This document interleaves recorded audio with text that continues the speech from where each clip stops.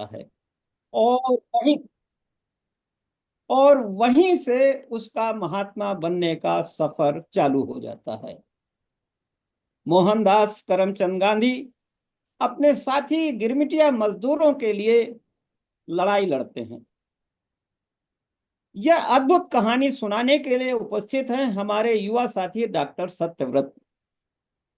Doctor Satyavrat ने विक्रम विश्वविद्यालय उज्जैन से 2011 में अंग्रेजी साहित्य में पीएचडी की डिग्री ली है। उनका विषय था टैगोर, गांधी और जवाहरलाल नेहरू की आत्मकथाओं का तुलनात्मक अध्ययन। डॉक्टर सत्यव्रत एक सामाजिक कार्यकर्ता हैं। लखनऊ में मैत्री आश्रम के संस्थापकों में से एक हैं वो। डॉक्टर सत्यव्रत आपको मोहन से महात्मा बनने की कथा सुनाएंगे और उसके बाद आपके मन में उठने वाले सवालों का समाधान भी करेंगे।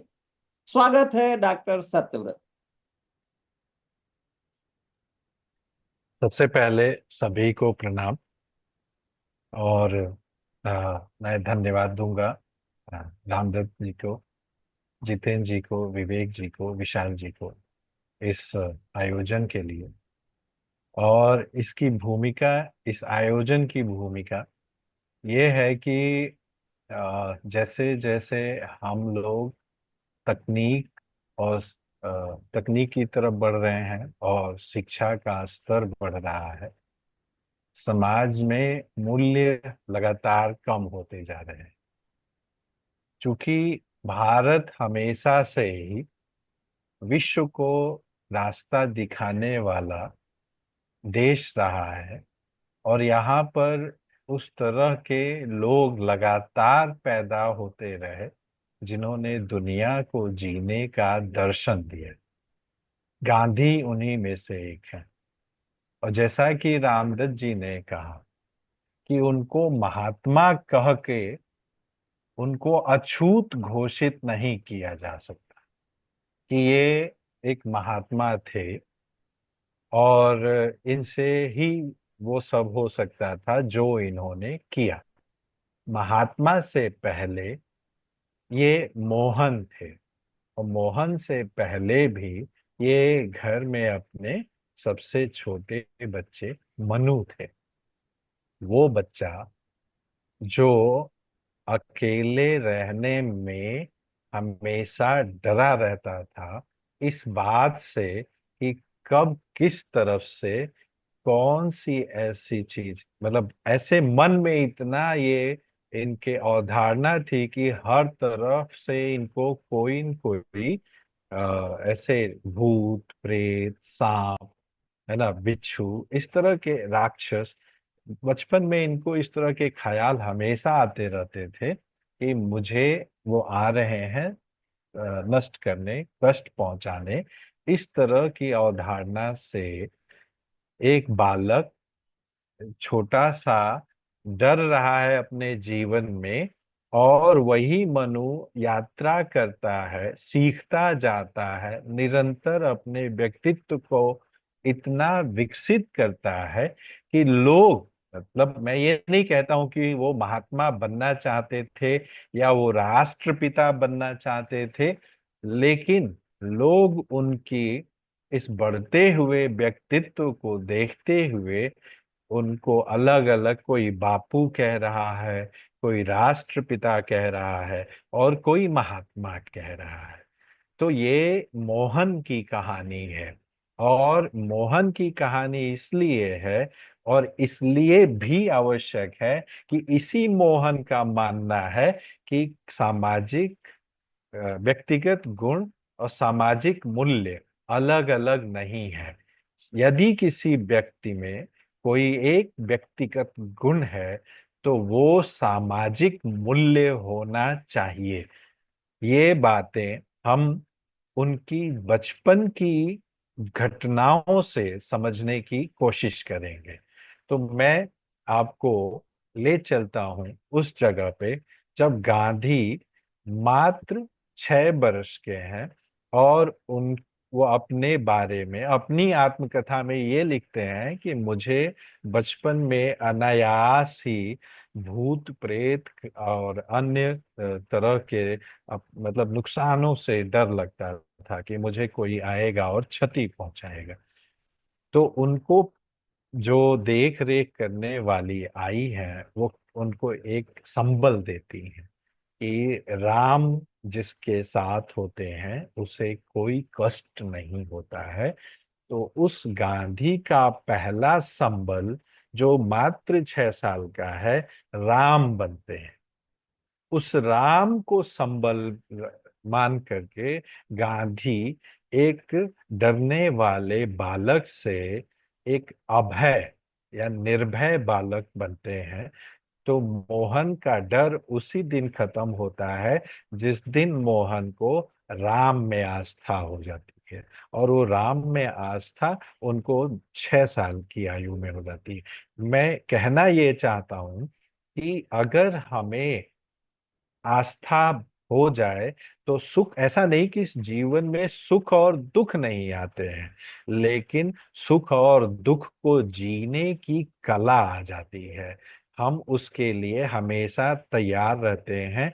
वैसे ही गांधी के जीवन में कई बार ऐसे क्षण आए कि उनको दुख की परम काष्ठा भी महसूस हुई, लेकिन वो समझदारी थी, आस्था थी, और उसको मतलब उनको उसको सामना करने की उनकी तैयारी थी। तो उन्होंने हर उतार चढ़ाव को अपने जीवन में शामिल किया और उसको एक आनंद पूर्वक जी गए। तो गांधी की कथा मैंने कहनी शुरू कर दी है कि 6 वर्ष की आयु में एक बालक सीखने की इस स्थिति में आ जाता है कि उसे जो बात मन में उतरती है वो उसके जीवन में उतर जाता है। और जीवन में उतर जाने वाली बात कभी उनके जीवन से फिर जाती हुई नहीं दिखती है। मैं एक आपसे कहते कहते कि मुझे कल की घटना एक याद आ रही है कि मैं उदयपुर में एक अपने साथी के यहाँ था, और एक उनका 11 साल का बच्चा मुझसे आके कहता है कि गांधी में लोग इतनी बुराइयां देखते हैं, लेकिन मेरे पिताजी क्यों गांधी जी के साथ या उनके पक्ष में रहते हैं।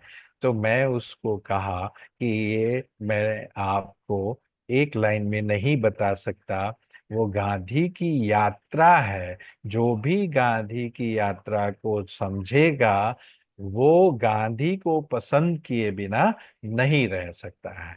तो उस बच्चे को मैं इस बात से मुझे आनंद आया कि वो 15 मिनट में जब मुझे छोड़ के जा रहा था तो वो कह रहा था कि मेरे दादाजी मोबाइल देखते हैं और टीवी पे न्यूज इतना देखते हैं कि उसकी वजह से वो गांधी को गलत कहते हैं, लेकिन मेरे पापा सही हैं, क्योंकि गांधी ऐसा व्यक्ति है जैसा आपने बताया कि वो नित्य निरंतर अपने व्यक्तित्व को सुधारते हुए अपने व्यक्तित्व को बड़ा करता है। तो वो व्यक्ति निश्चित तौर पे सही है और मेरे पापा भी सही है। तो बाबा और पिता के सत्य को के बीच में उनका बच्चा जो झूल रहा था वो कल कहीं एक किनारे पे पहुंचा। तो मैं ये कह रहा हूं कि गांधी यूं ही महात्मा लोग नहीं कहने लगे, गांधी को यूं ही राष्ट्रपिता नहीं कहने लगे। गांधी के अंदर कुछ गुण ऐसे थे कि उन गुणों के वजह से वो निरंतर अपनी जीवन की यात्रा करते रहे, जिससे लोगों को जो उनके समकालीन, जो उनके समकक्ष है ना साथ रहते थे, वो बरबस ही उनके मुरीद हो जाते थे। और उनके बारे में ये सब जो महात्मा या राष्ट्रपिता जैसी अनुभूति उनके अंदर स्वतः आई। ऐसा भी नहीं कि गांधी किसी सत्ता के शीर्ष पे बैठे हैं तो उनको प्रसन्न करने के लिए कोई वक्तव्य उनको दिया गया। गांधी तो एक साधारण जीवन जीने वाले एक ऐसे व्यक्ति थे जो निरंतर भारत को समझते जा रहे हैं और निरंतर सत्य क्या है उसका अन्वेषण कर रहे हैं। तो ये मैं इसलिए भी बहुत बहुत धन्यवाद दूंगा आयोजन समिति को कि गांधी के बारे में एक छोटे से बच्चे की मान्यता ये बन रही है कि इस टीवी और मोबाइल से उनके बारे में बरबस ही बेवजह ही कुछ झूठ, मैं तो ये कहता हूँ गलतियां तो इंसान से होती ही रहती हैं और गलतियां सुधारने वाला ही इंसान कहलाता है। क्योंकि उसको एक मतलब मेरी मान्यता है कि अगर आप इंसान हैं तो आप अपनी गलतियों का सही सही अवलोकन करते हैं और उसमें सुधार करते हैं। जो सुधार होता है तो व्यक्ति का व्यक्तित्व तो निखरता जाता है और वो व्यक्ति बड़ा होने लगता है। अंग्रेजी में व्यक्तित्व विकास की बहुत सारी थियरीज हैं। उसमें एक थियरी में पैराडाइम शिफ्ट की बात होती है कि एक व्यक्ति जन्मता है तो वो निर्भर रहता है हर काम के लिए अपने अपने माता पिता पे निर्भर होता है या पालकों पे निर्भर होता है। फिर वो बड़ा होता है और आत्मनिर्भर बनता है। लेकिन उसे समाज में कोई बड़ा काम करने के लिए इंटरडिपेंडेंट आप मतलब आपस में एक दूसरे पे निर्भर परस्पर आत्मनिर्भर बनना आवश्यक होता है। ये व्यक्तित्व विकास की पहली शर्त है। यानी कि आप अगर दूसरे को दोषों को न देखते अपने दोषों को देखते हुए सुधार करते जाते हैं तो आप परस्पर संबंध बनाने में सफल हो पाते हैं और तभी कोई बड़ा काम संभव हो पाता है। तो गांधी जब 9 बरस के हैं तब की घटना बहुत ही महत्वपूर्ण है कि हम ये देखते जाएं कि कैसे वो ये तय करते हैं कि कोई भी एक व्यक्ति का गुण सामाजिक मूल्य होना चाहिए। 9 वर्ष की आयु में गांधी हरिश्चंद्र का नाटक बाइस्कोप में देखते हैं और जब वो नाटक बाइस्कोप में देखते हैं तो उनको हरिश्चंद्र का सत्य बोलने का जो संकल्प है वो इतना अच्छा लगता है कि उसी समय वो ये नहीं तय करते हैं कि सिर्फ मैं सत्य बोलूंगा। वो तो इससे आगे जा करके कहते हैं कि सभी क्यों हरिश्चंद्र नहीं बन जाते। यानी कि अगर कोई मूल्य समाज में किसी भी एक व्यक्ति में है तो वो एक सामाजिक मूल्य होना चाहिए। और यही गांधी की जीवन की यात्रा हम सबको प्रेरित करती है। तो प्रेरणा ले करके आज ऐसा नहीं है कि समाज में मूल्य कम हो रहे हैं तो हम भी अपने मूल्य गिरा दें, है ना। मैं तो ये कहता हूँ कि जब भी ये एहसास हो ये लगे कि किसी भी एक व्यक्ति का ये गुण ऐसा है जो इस व्यक्ति को विशेष बना बेहतर बना रहा है एक बेहतर व्यक्तित्व बना रहा है तो वो व्यक्ति का गुण सामाजिक मूल्य के रूप में पूरे समाज को स्वीकार करना चाहिए। सर्वप्रथम मुझे स्वीकार करना चाहिए।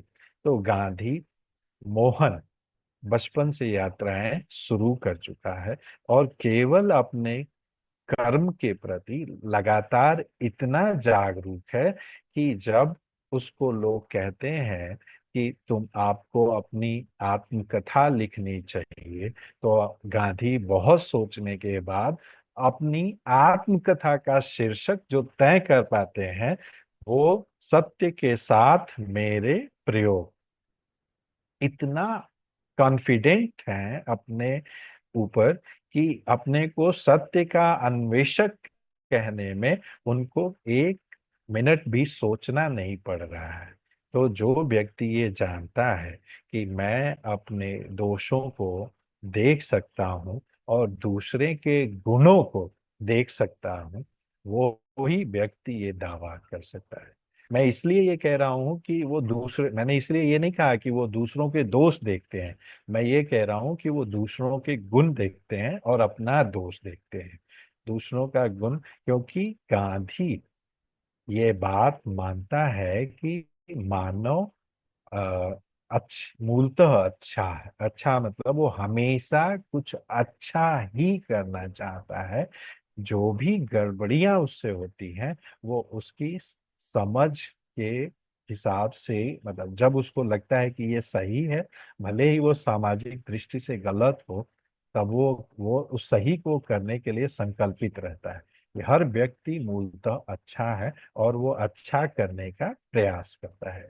उससे गलतियां जो हो रही हैं वो उसके आने वाली परंपरा से है, वो जिस परिवेश में रह रहा है वहाँ के संस्कारों से है। तो वो जो उसको सिखाया गया है वातावरण से, उसकी वजह से उसकी गलतियां हो रही हैं और उसमें सुधार की संभावना है। इसीलिए गांधी लगातार बातचीत को इस पे बल देते हैं।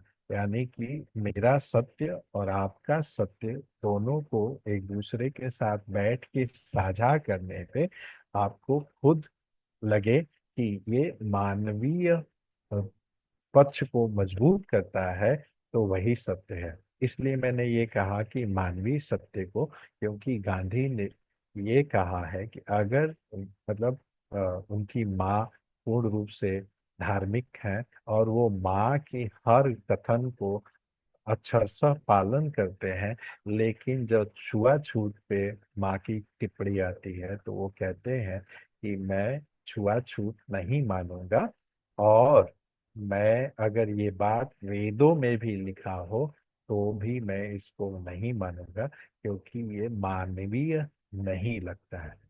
तो गांधी के अंदर जो ये दृष्टि है, समग्रता के देखने की दृष्टि है, और जिसमें सब बराबर हैं, किसी को वो विशिष्ट नहीं मानते, किसी को वो कमजोर नहीं मानते, किसी को कमतर नहीं, किसी को ज्यादा नहीं, कोई बहुत बड़ा पद वाला प्रतिष्ठा वाला और कोई सामान्य, कोई पढ़ा लिखा कोई अनपढ़, उनको भीतर कोई भेद नहीं, उम्र का, जाति का, धर्म का, पद का, प्रतिष्ठा का, किसी को लेकर के उनको कोई आग्रह दुराग्रह नहीं है। सबको एक समान दृष्टि से देखने का एक मतलब एक तत्व है जो उनके आध्यात्म को भी मजबूत करता है।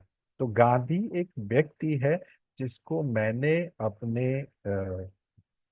अनुभव में एक संपूर्ण व्यक्ति पाया, जो पूर्ण रूप से मुझे आध्यात्मिक भी दिखता है, वैज्ञानिक भी दिखता है, उसके अंदर सामाजिकता भी है, उसके अंदर देश की भी समझ, राजनीति भी है। ये सारे तत्व उस व्यक्ति के अंदर हैं। और जो हमारे यहाँ अवमूल्यन शुरू हुआ है मूल्यों का, वो मुझे लगता है कि एक हमारे सामने एक प्रेरक व्यक्ति हुआ है, जिसकी धरोहर के रूप में अगर हम उसके जीवन को ठीक से जाने तो हम उस परंपरा को आगे बढ़ा सकते हैं, उस धरोहर को आगे बढ़ा सकते हैं। और भारत एक मजबूत, मतलब भारत के लोग जब बेहतर होंगे तो भारत देश बेहतर होगा।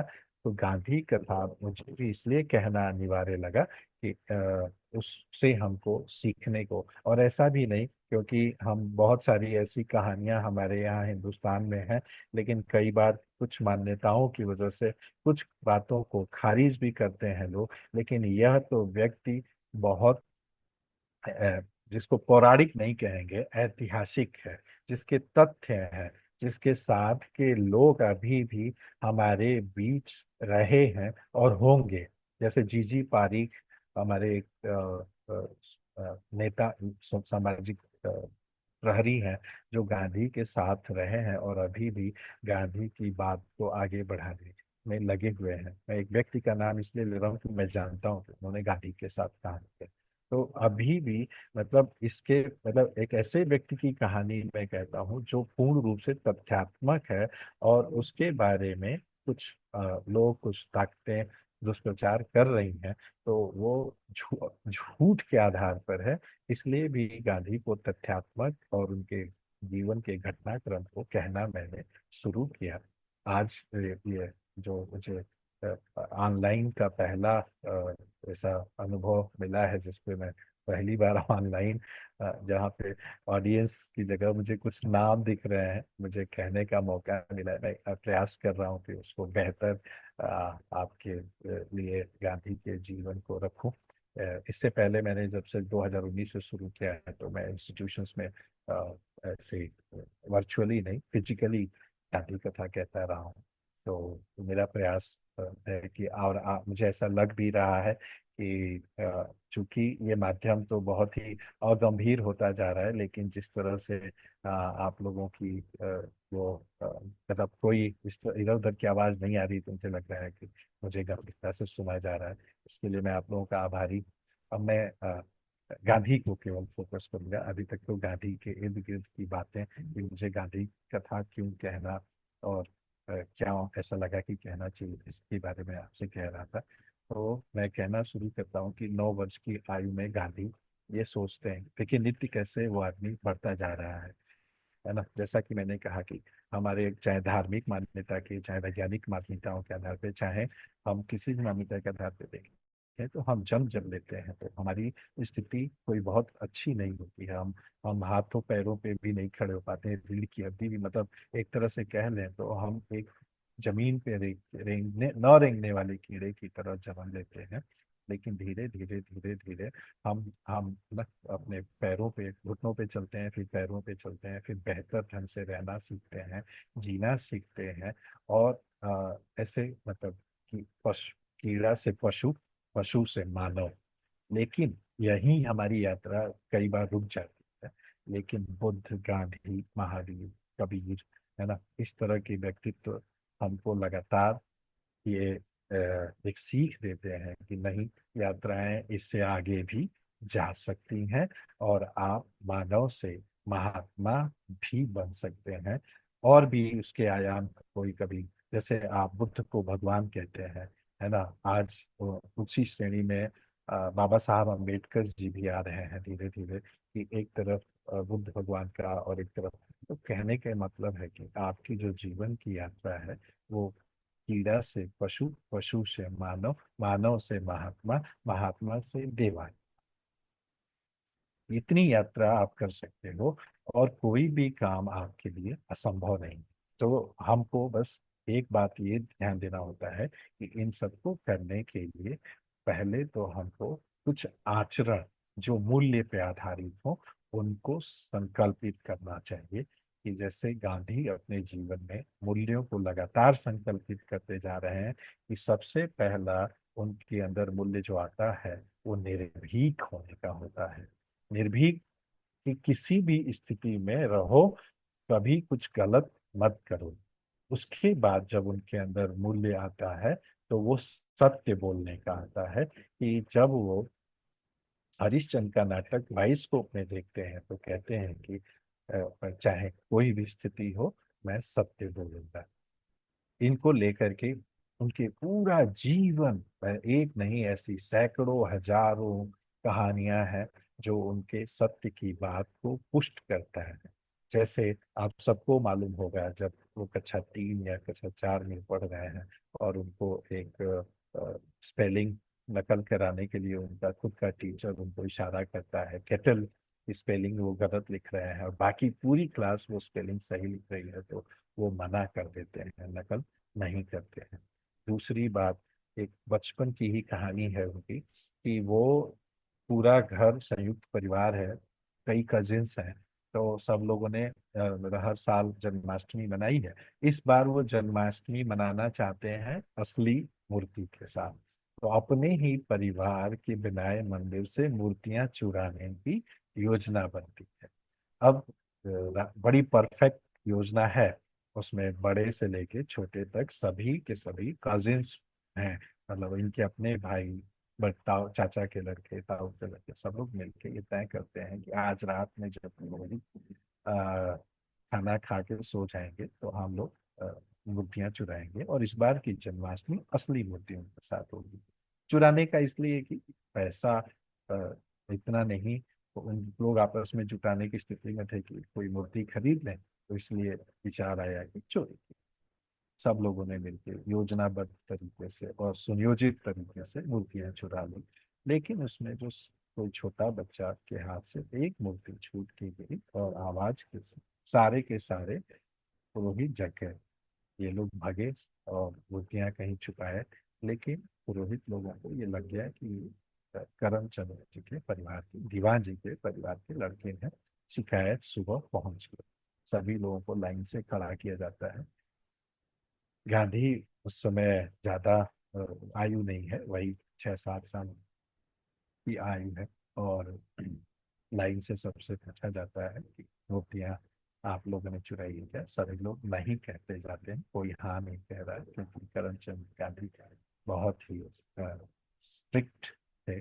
और डांट पिटाई, मतलब केवल डांट तक बात नहीं रुकती थी, कई बार सुधार के लिए पिटाई भी हो जाती थी लोगों को। किसी का साहस नहीं, हिम्मत नहीं हुई, ताकत नहीं हुई थी तो हम सत्य बोले। लेकिन जब गांधी से पूछा गया तो गांधी ने कहा कि हाँ, मूर्तियां हम लोगों ने चुराई है और मूर्तियों को हमने फला जगह पे छिपाया है।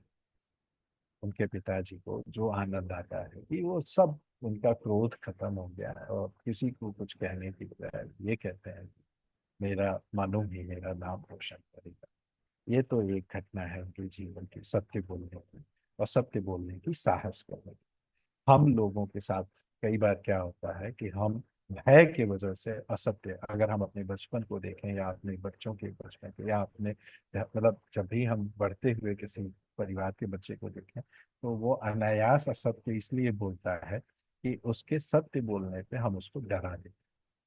जब भी कोई चीज टूटती है या खराब होता है या नुकसान होता है और हम उसको देख लेते हैं तो उसको ये कि जीवन में सबसे नुकसान होता है ये मान्यता के बजाय उसको हम तुरंत सुधारने के लिए डांटना, तोड़ दिया तुमने, नुकसान कर दिया। अब उसके भीतर एक भय बनता जाता है, फिर अनायास झूठ बोलने की एक आदत विकसित होती है। गांधी, मतलब ये दो पक्ष है। या तो गांधी जैसा यात्री हो जीवन का, जो बचपन से ही इतना सचेत और सजग है अपनी यात्रा, अपने जीवन की घटनाओं के प्रति, खुद के किए हुए एक्ट्स के प्रति, कि वो उसको लगातार सुधार रहा था। या फिर हम अगर गांधी से प्रेरणा लें कि हमको भी अनायास किसी पे हिंसा करके उसको गलत रास्ते की तरफ ले जाना नहीं चाहिए। तो वो एक घटना है जब गांधी के पिता को के द्वारा जो सत्य आता है सामने, तो अहिंसा का प्रदर्शन उसको और बल देता है। ऐसा नहीं है कि उनको एकदम से आत्मविश्वास हो गया कि पिताजी कभी हिंसा नहीं करेंगे, क्योंकि 11-12 साल की आयु में इनके बड़े भाई कुछ गलत आदतों की वजह से अ, कर्ज ले लिया। ज्यादा बड़े नहीं थे, कुछ 2-4 साल ही बड़े थे। तो इनसे सलाह मांगा कि अब मुझे लोग पैसा मांग रहे हैं, जिन्होंने जो पैसा दिया है मुझे मांग रहे हैं, और मेरे पास पैसा नहीं है और मैं कैसे पैसा चुकाऊंगा? अगर घर तक बात जाएगी तो बहुत। डॉक्टर आ, सत्यव्रत जी, हाँ। बहुत इंगेजिंग कहानी आप सुना रहे हैं कि कैसे गांधी जी एक एक करके जीवन के जो महान मूल्य हैं जिनसे आदमी बड़ा बनता है वो अपनाते जा रहे हैं। हमारे जी, कुछ दर्शकों का सुझाव है कि थोड़ा आप जोर से बोल सकते हैं तो बेहतर होगा, कुछ लोगों को सुनाई कम दे रहा। मैं कोशिश करता हूँ। जी। माइक वगैरह तो ठीक है, अभी ठीक है। हाँ हाँ, आप जितना कोशिश कर सकते हैं प्लीज। हाँ, असल में मैं बोल तो जोर से ही रहा हूँ, मे बी कि कुछ सेटअप माइक, का। हाँ, कुछ हाँ टेक्निकल हो। हाँ। जी जी, प्लीज प्लीज तो कर। तो थैंक यू। तो मैं जहाँ पे हूँ कि उनसे राय मांगते हैं उनके बड़े भाई, और ये कहते हैं कि तुम्हारा सोने का कंगन इतना चौड़ा है कि इसमें से अगर कुछ कम कर दोगे तो किसी को पता नहीं चलेगा। और ये सलाह दे देते हैं अपने बड़े भाई को। और जब वो इसको अमल में लाते हैं तो उनको ये लगता है कि उनसे अपराध हुआ। और उसी समय वो अपनी माँ से जाके कहते हैं कि माँ, मुझसे बहुत बड़ा अपराध हो गया है और मैंने ऐसा किया है। तो उनकी माँ ने कहा, निश्चित तौर पे ये अपराध बहुत बड़ा है और इस अपराध के लिए मैं क्षमा के योग्य नहीं हूँ, ये जाके आपको अपने पिताजी से ही कहना पड़ेगा। पिताजी अस्वस्थ थे और अ, आराम की उनको डॉक्टर्स ने सलाह दिया था। तो गांधी उनसे कैसे कहते हैं, एक तो अस्वस्थ हैं, दूसरे उनसे भय भी है, लेकिन कहने की बजाय एक रास्ता निकालते हैं कि वो चिट्ठी लिखते हैं और पूरी घटनाक्रम उनको लिख के दे देते हैं और वहीं खड़े रहते हैं। और पिताजी जब उस पत्र को पढ़ रहे होते हैं तो उनके आंखों से आंसू।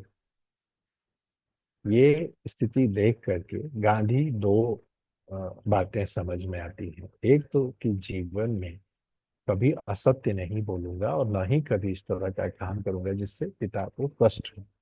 दूसरा, जो पिताजी ने आंसुओं से ही क्षमा कर दिया अपने पुत्र को, तो उनको समझ में आया कि अहिंसा से बड़ा हृदय परिवर्तन का कोई और माध्यम हो ही नहीं सकता।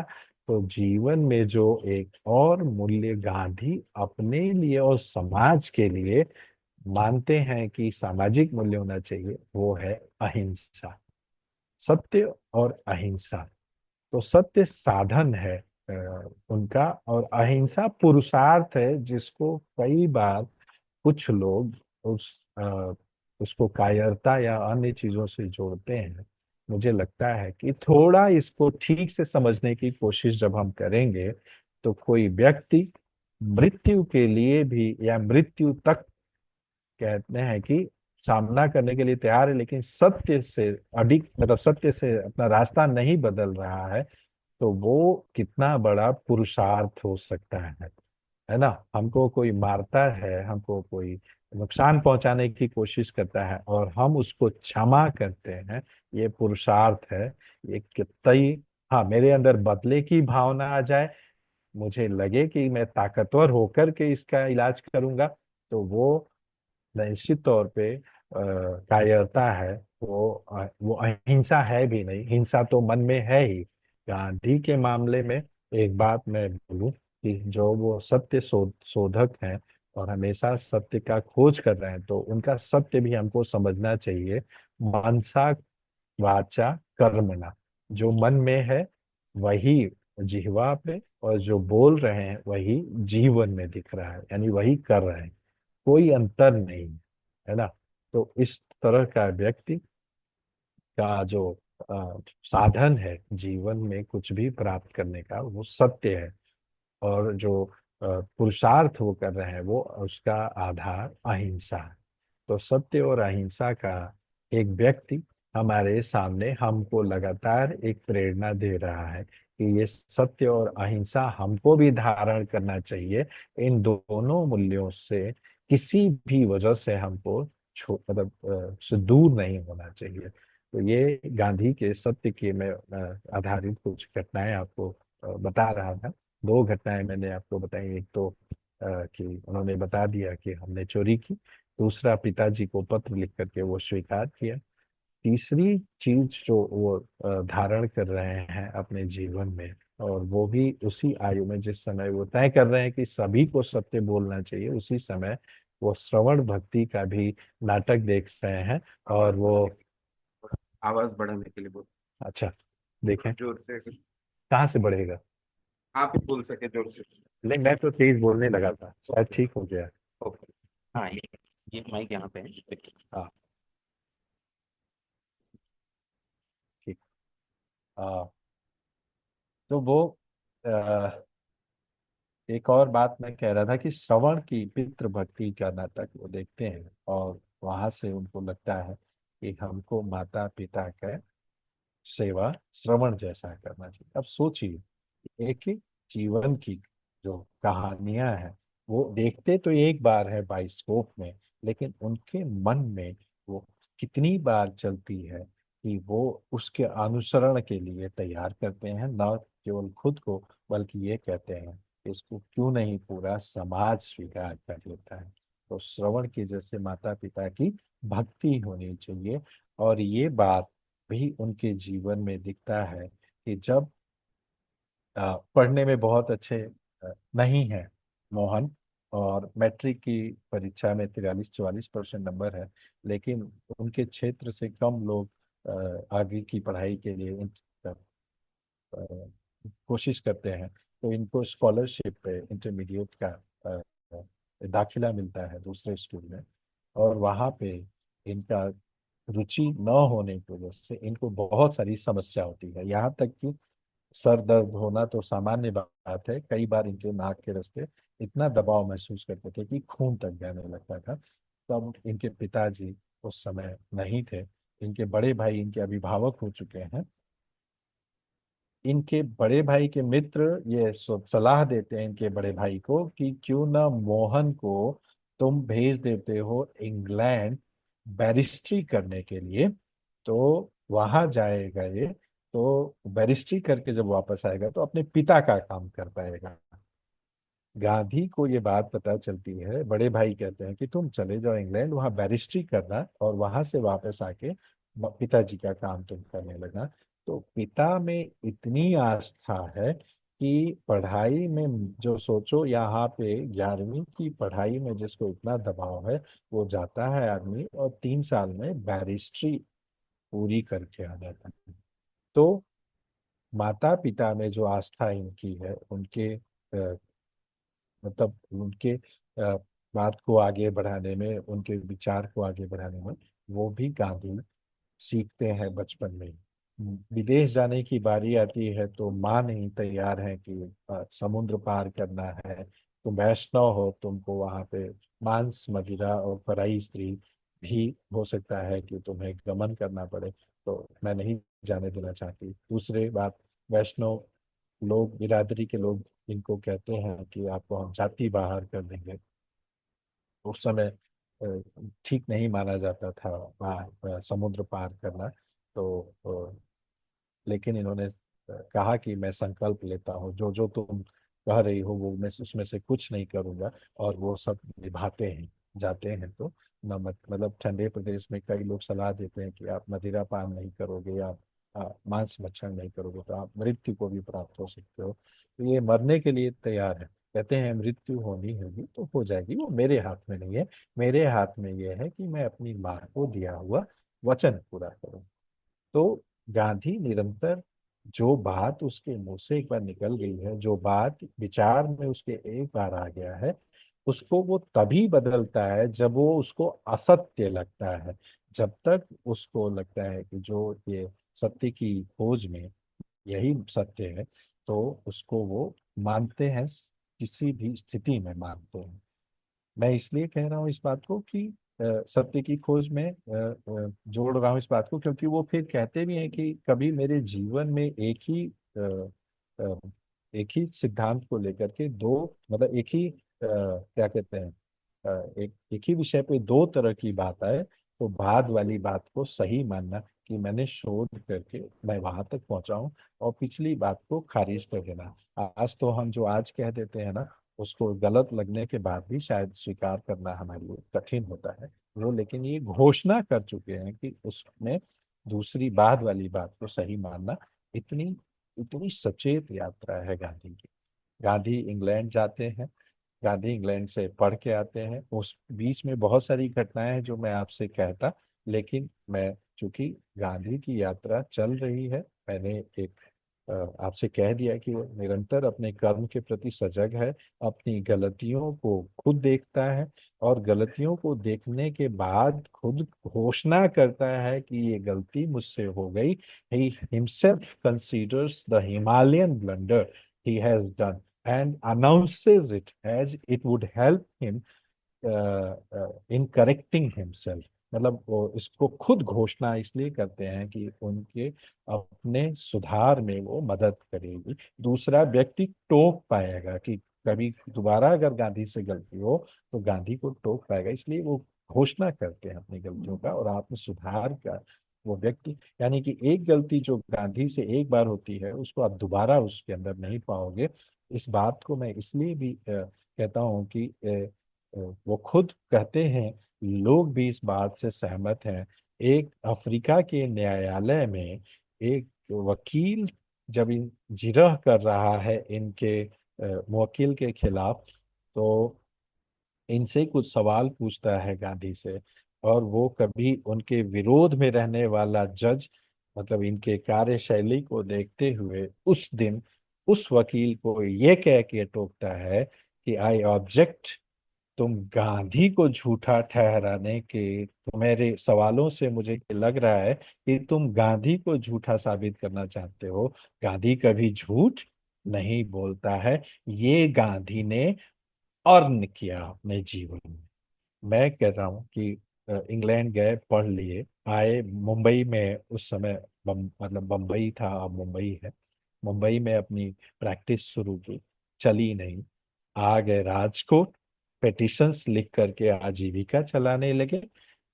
बहुत अच्छी प्रैक्टिस नहीं चली, बहुत इंट्रोवर्ट थे, यानी कि अपनी बात को कहने में इतने इंट्रोवर्ट थे कि जब इंग्लैंड जाते समय इनकी फेयरवेल की पार्टी रखी गई थी, तो इन्होंने 3 लाइन का भाषण दिया था, लेकिन उसमें भी गूढ़ रहस्य गीता का, वो रहस्य कर्म योग, भक्ति योग और ज्ञान योग, जाऊंगा जी निचोड़ के पढ़ूंगा, जो ये भक्ति योग जो पढ़ूंगा उसको, है ना, जीवन में अप्लाई करूंगा, कर्म योग, और उससे अपने देश की सेवा करूंगा, जो भी सीख के आऊंगा उससे अपने देश की, ये उनका भक्ति योग। तो कर्म योग, ज्ञान योग, भक्ति योग, ये सारी चीजें गीता का सार उस आदमी ने तभी निचोड़ के सबके सामने रख दिया। तो यूं गांधी जो है पूर्ण रूप से एक ऐसा व्यक्ति है जो पूर्णता को समझता है और पूर्णता को जीता है। गांधी की के बारे में हम जब तक वो उसके सारे आयामों को न देख लें, उसके किसी एक निर्णय पे जा करके उसका अवलोकन करना उसके साथ पक्षपात या अन्याय हो सकता है। तो गांधी को पूर्णता में हम सब लोगों को देखने की कोशिश करनी चाहिए। मैं इसको आगे बढ़ाता हूँ कि वो आते हैं, उनको अफ्रीका में एक इंडियन भारतीय व्यक्ति का जो व्यवसाय कर रहा है वहाँ पे उनके लिए काम मिलता है, उसके लिए नौकरी करने जाते हैं। वहाँ पे उनको ट्रेन की यात्रा करनी है। ट्रेन का फर्स्ट क्लास टिकट उनके नाम से रिजर्व होता है, लेकिन सेंट पीटर मरिसबर्ग पहले नाम था, शायद अब उसको सेंट पीटर मरिसबर्ग कहते हैं। वहां पे टिकट होने के बावजूद उनको ट्रेन के कंपार्टमेंट से धक्का देकर फेंक दिया जाता है। यही नहीं, पूरी रात ठंड में गांधी सिकुड़ता हुआ स्टेशन पे रात बिताता है। अगली सुबह जब वो प्रिटोरिया जाने के लिए रिक्शे पे बैठता है, तो इक्के गाड़ी पे, तो वहां भी भेदभाव का शिकार होता है। काले और गोरे का भेद वहां चरम पे था। इस वजह से ही उनको ट्रेन से भी फेंका गया। वहां पर उनको पैर रखने की, पैडल पे बैठने की बात जब कही गई, तो गांधी ने कहा कि मैं जहाँ बैठा हूँ पहले से वहीं बैठूंगा। इस पर गाड़ी चलाने वाले ने उनको चाबुक से मारा। गांधी को तो, गांधी लिखते हैं आत्मकथा में कि मुझे तो लगा कि मुझे यहीं पे मृत्यु प्राप्त हो जाएगी, इस तरह से बेतहाशा मारे गए वो। लेकिन गांधी के अंदर अहिंसा का मूल्य, सत्य को जीने का मूल्य इतना गहरा है कि वो न तो जगह बदल रहे हैं, न ही प्रतिकार कर रहे हैं। अन्य गोरे लोग भी बैठे थे, उन लोगों को ठीक नहीं लगा, और उन्होंने गाड़ी वान को ऑब्जेक्शन किया, गाड़ी किसी तरह से वो पहुंचे। यहाँ जैसा कि हम इस कथा की प्रस्तावना में रामदत्त जी ने कहा कि वो महात्मा बनने की नींव, मैं कहता हूँ द्विज, मतलब वो उस दूसरा जन्म होता है गांधी का। पहली बार वो जब चूंकि ये पहला अपमान नहीं है अफ्रीका में, जब पहली बार कोर्ट में जाते हैं तो पगड़ी उतारने के बात कही जाती है, और इस पर जब वो अपना पक्ष रखते हैं तो उसका मजाक उड़ाया जाता है। तो वो उनकी अपमान की श्रृंखला लंबी थी, लेकिन इस घटना से उनको लगा कि उस रात, जो रात भर वो स्टेशन पे रहे, बहुत सारे ख्याल आए कि इतने पैसों के लिए मैं कहाँ आ गया। फिर उन्हें लगा कि ये मेरा केवल निजी मामला नहीं है, ये तो पूरे भारतीय समाज के साथ होने वाला भेदभाव है। मैं तो यहाँ से वापस चला भी जाऊं, लेकिन ये भेदभाव तो रहेगा ही। इससे अच्छा ये है कि मुझे अहिंसा को पुरुषार्थ बना करके इस भेदभाव को मिटाने का पूरा प्रयास करना चाहिए। गांधी अपने सेठ अब्दुल्ला से कहते हैं, जिनकी नौकरी करने अफ्रीका गए हैं, कि मुझे यहाँ भारतीयों की एक मीटिंग करनी है। आयोजन होता है मीटिंग का, और गांधी वहां भी बहुत ज्यादा नहीं बोलते। गांधी सिर्फ इतना बोलते हैं कि मुझे यहाँ पे दिखा कि हम लोगों को बराबरी का अधिकार नहीं है, लेकिन हमें इस बराबरी की अधिकार को मांगने से पहले अपने को ठीक करना होगा। क्योंकि यहाँ के लोग, गोरे लोगों के चेतना में कुछ बातें ऐसी हैं कि वो हमको सुधारनी चाहिए। पहला, कि हम झूठ बोलते हैं। दूसरा, कि हम सफाई नहीं रखते हैं। तीसरा, कि हम चोरी करते हैं। इन तीनों चीजों को हमको अपने शहरी का मतलब कि कोई बिना गैर लाइसेंस के भी लोग वहां चले जाते थे, रहने लगते थे, ये सब था, है ना। तो वो कहे कि इन सबको हम ठीक करेंगे। पहले एक संगठन, तो हम सारे अपने भेद को मिटाकर एक होंगे और इस भेदभाव को मिटाने के लिए अपना प्रयास शुरू करेंगे। इसके लिए हमें, जहां हम ये काम कर रहे हैं, वहां की भाषा आनी अनिवार्य है। ये सारे अलग अलग आयाम हैं, इन सब पे कुछ न कुछ बोला जा सकता है। जैसा कि पता है कि हम मिलते रहेंगे आपसे, इन सभी आयामों पे भी चर्चा होगी कि भाषा के प्रति उनका क्या आग्रह है ना। कि जहाँ जिस परिवेश में जब रहो, तो वहाँ की भाषा आपको आनी चाहिए। यही बात वहाँ कहते हैं। मैं एक छोटी घटना जोड़ दे रहा हूँ कि 76 वर्ष की आयु में नोवाक पोली में वो मतलब जो कम्युनल राइट्स हो रहे हैं, दंगे हो रहे हैं, उसको खत्म करने के लिए पदयात्रा कर रहे हैं, तो वहां एक अमेरिकी पत्रकार उनके पास जाता है कि मैं भारत से अपने देश जा रहा हूँ, मुझे कुछ अपने देशवासियों के लिए संदेश दीजिए। तो वो एक समझिएगा इस बात को, ये गुजराती आदमी एक अमेरिकन आदमी को कहता है कि अमार जीवने अमार बानी, बांग्ला में। कि वो आदमी 76 वर्ष की आयु में जब उसे बंगाल में काम करना पड़ा है, तो बंगाली सीख रहा। और बंगाली में कहते हैं कि मेरा जीवन ही मेरा संदेश है। तो मैं कहा कि अफ्रीका में जो उन्होंने कहा कि यहाँ पे हमको ये पहले अपने अंदर सुधार करना चाहिए, और हम सबको यहाँ की भाषा आनी चाहिए। तो अंग्रेजी वहाँ की आधिकारिक भाषा थी। उन्होंने देखा 3 लोग, नाई, दर्जी और एक और कोई है, जिसको अंग्रेजी नहीं आती है, उसको अंग्रेजी मैं सिखाऊंगा। तो उसके घर जाकर के कहे कि आप लोग चूंकि जो काम करते हो उस काम में आपका अगर आप इधर समय दोगे तो आजीविका संकट में आएगी, तो मैं आपके घर आऊंगा। और उनके घर जाकर उनको अंग्रेजी सिखाने का संकल्प लिया। इस तरह से गांधी ने ये साम्राज्यवाद से मतलब हम आजादी की लड़ाई में सिमटा देते हैं गांधी के प्रयास को। एक बड़े साम्राज्य के नींव को हिलाने की शुरुआत गांधी ने दक्षिण अफ्रीका में इस घटना के बाद रखी थी। हम गांधी के और आयामों पे और आगे बातचीत करेंगे। मुझे लगता है मैंने जितना समय तय किया था उससे कुछ ज्यादा समय लिया है। अब हम चाहेंगे कि इतनी बातचीत में अगर कहीं कोई आपको और बात जोड़नी है, तो मैं स्वागत करता हूँ। बहुत धन्यवाद। बहुत धन्यवाद आपका डॉक्टर सत्यव्रत जी।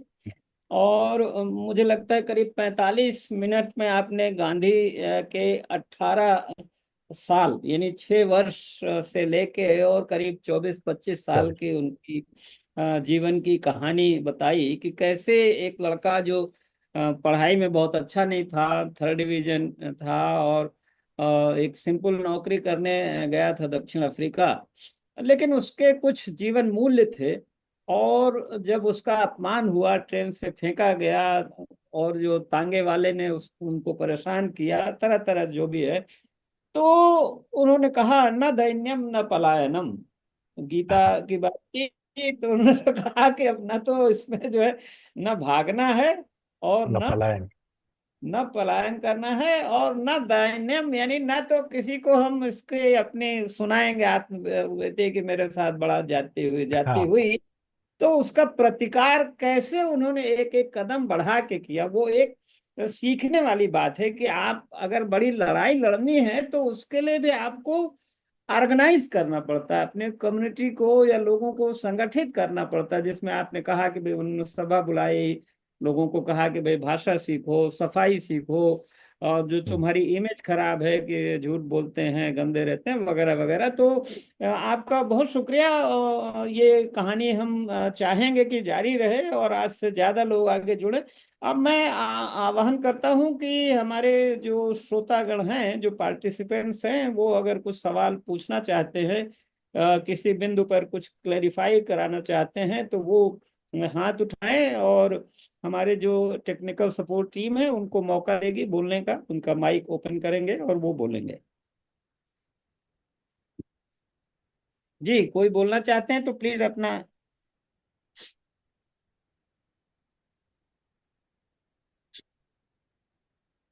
हमारे साथ विशाल जी हैं। विशाल कनाडा से जुड़े होंगे, तो आप कुछ कहेंगे ऐसी कहानी? कोई टिप्पणी भी ठीक रहेगी। कोई दर्शक हाँ, टिप्पणी करना चाहें? अरविंद अंजुम जी, आप कुछ बोलना चाहेंगे?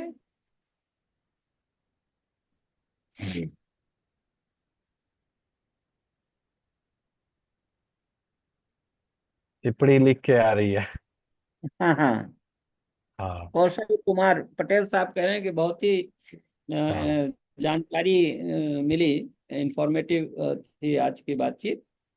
तो विवेक जी, विवेक कुमार शाह हैं, जो हमारा एक प्रोग्राम है यूथ फॉर ट्रुथ, जो हर महीने के पहले शनिवार को होता है, उसके एंकर हैं, कोऑर्डिनेटर हैं। विवेक जी, आप कुछ बोलना चाहेंगे?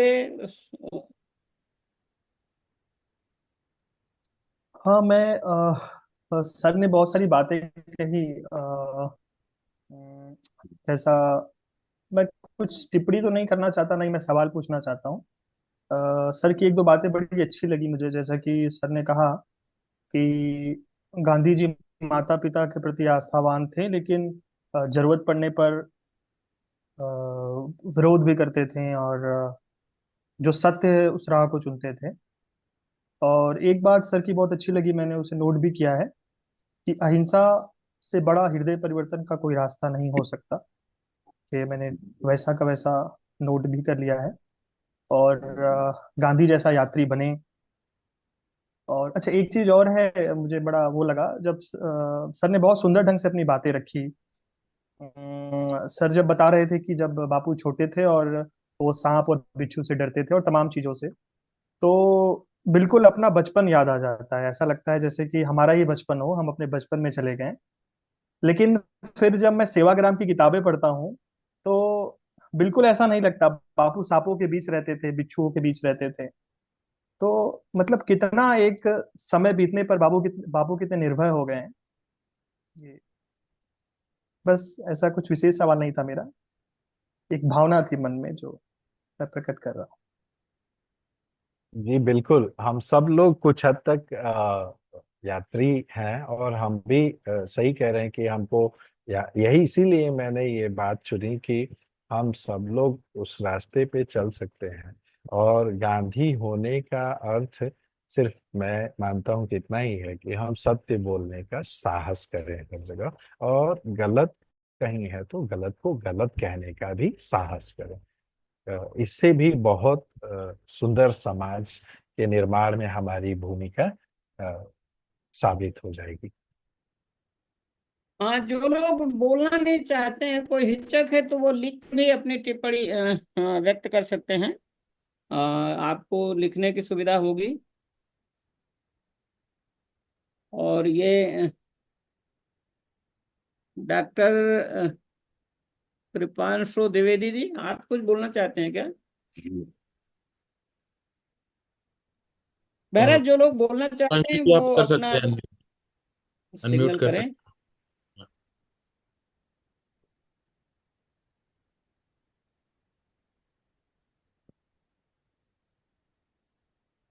जी बोलिए।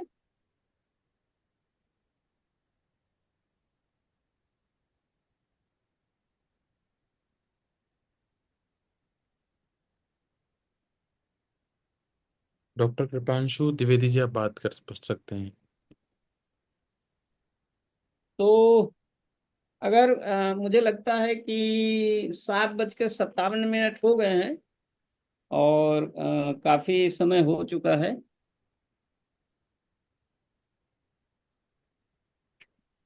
नेहू राज हाँ, रजक कुछ बता रहे हैं। किसी ने लिखा है और वो हाँ एक सवाल नेहरू जैसा जी, ही आप है। बात कर। तो जी। मैं इतना कहना चाहता हूँ कि वो हमको ऐसा लगता है कि कठिन है, तो कठिन नहीं है। कुछ अनायास का भय होता है वो, इसलिए बहुत सारे झूठ भी हम अनायास ही बोलते हैं। बहुत ही सजग होकर के अगर आप अपने रोज की बातचीत को भी देखोगे तो कुछ झूठ ऐसे भी हम बोलते रहते हैं जिसकी आवश्यकता देखोगे ना, उससे आपको कुछ लाभ हो रहा है, ना दूसरे को कुछ लाभ हो रहा है, ना आपको कुछ हानि है सत्य बोलने से। तो एक हमको आदत सी, जो कहते हैं ना, there is a habit pattern we have adopted and that's why we feel it is difficult to speak truth. हमको लगता है कि सत्य बोलना कठिन है। लेकिन एक बार आप कोशिश करिए। मैं कहता हूँ कि मैं गांधी कथा कहने के साथ साथ मेरा भी प्रयास ये रहता है कि गांधी के मूल्यों को अ, अपने भीतर अधिक से अधिक आत्मसात किया जाए। तो मैंने देखा है कि असत्य बोलना आवश्यक नहीं है ना। हम असत्य के मतलब हम कुछ यूं ही हमको दबाव रहता है कि हमको असत्य, या तो हम सही में गलत होते हैं तो उस गलती को छुपाना हमको लगता है बहुत जरूरी है, इसलिए झूठ बोलते हैं। नहीं तो आप देखिएगा कि सत्य बोलना कभी भी आपको नुकसान नहीं करता है। तो बहुत बहुत बहुत बहुत धन्यवाद डॉक्टर सत्यव्रत जी आपका। और इस कथा का अगला अंक कब आएगा हम सूचित करेंगे अपने जी। सभी दर्शकों को। और अगर आप कुछ कहना अभी बाद में भी चाहते हैं तो जिस व्हाट्सएप के माध्यम से आपको मैसेज मिला है आप वहां जाके कह सकते हैं। और हमारी एक वेबसाइट है ग्लोबल गांधी, तो उस वेबसाइट में भी जा करके globalgandhi.com globalgandhi.in आप इसको अपनी बात को कह सकते हैं। और हम कोशिश करेंगे कि आज की बातचीत हम जल्दी ही वहां अपलोड कर दें। तो अगर आप दोबारा देखना चाहें तो वहां देख सकते हैं। और इसका वीडियो वर्जन भी हम जल्दी ही लॉन्च करेंगे। और मैं अपनी टेक्निकल टीम के इस तीनों साथियों का, जितेंद्र पुरी जी का, विशाल जी का और विवेक कुमार शाह जी का शुक्रिया व्यक्त करता हूं। और साथ ही साथ हमारे जो सीनियर कोलीग हैं विशाल शिवहरे जी, जिन्होंने इसको प्रस्ताव को स्वीकार किया और संभव बनाया एक टीम जोड़ के, उनका मैं धन्यवाद देता हूं। और साथ ही जयपुर से मैं क्षितिज जी का धन्यवाद देता हूं। आज डॉक्टर सत्यव्रत जयपुर में हैं, वो एक चिंतन शिविर में शामिल होने गए हैं और ये टेक्निकल सपोर्ट वहां से हमें इस मंच को प्रोवाइड किया क्षितिज जी ने, उनका आभार है।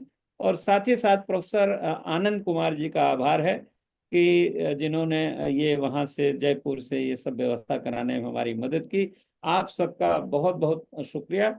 हम फिर मिलेंगे और उसकी सूचना हम आपको देंगे जल्दी ही। नमस्कार, धन्यवाद। हाँ, प्रणाम, थैंक यू। मैं एक चीज और जोड़ दूं कि ये जो आपने कहा उसमें अगर कुछ बातें, कुछ सवाल अगर उस ग्रुप में आते हैं जहां ये संदेश आप सबको प्राप्त हुआ है, तो मैं अगली कड़ी में बात को वहीं से शुरू करूंगा। धन्यवाद। जी नमस्कार, धन्यवाद।